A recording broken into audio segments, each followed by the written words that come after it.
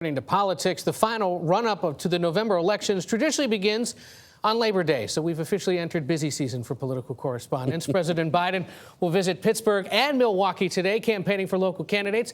Mr. Biden and former President Donald Trump have been busy rallying their voters, each accusing the other of threatening America's future.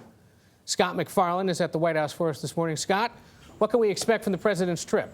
Hey, Ed, good morning. President Biden will spend this Labor Day rallying labor with speeches before major unions in those two states with particularly pivotal, competitive statewide elections, Wisconsin and Pennsylvania.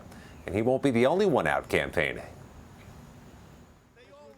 Neither has his name on the ballot this November, but President Biden and his predecessor are making their cases on the campaign trail.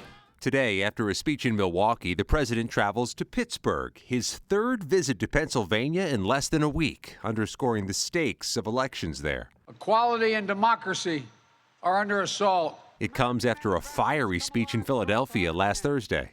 Donald Trump and the MAGA Republicans represent an extremism that threatens the very foundations of our republic. Over the weekend, Republicans accused the president of giving a divisive political speech. If this was a speech to unify the American people, it had just the opposite effect.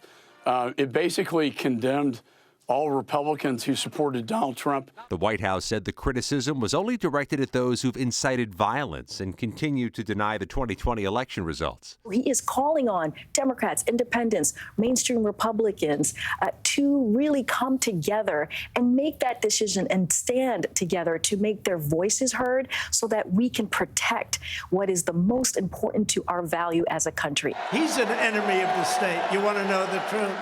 On Saturday, former President Trump, also in Pennsylvania, fired back.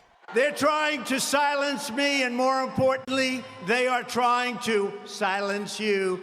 Appearing side by side with the Republican candidates in the state's U.S. Senate and gubernatorial races, Trump spent a sizable chunk of his almost two-hour speech focused on the FBI search of his Mar-a-Lago resort, trying to fire up his base.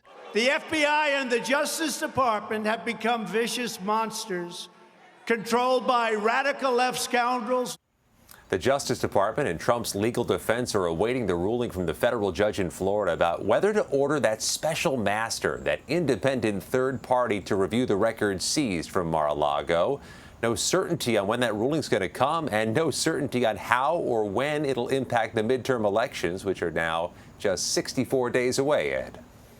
64 beautiful days. Scott MacFarlane, thank you. We'll be there for all of it.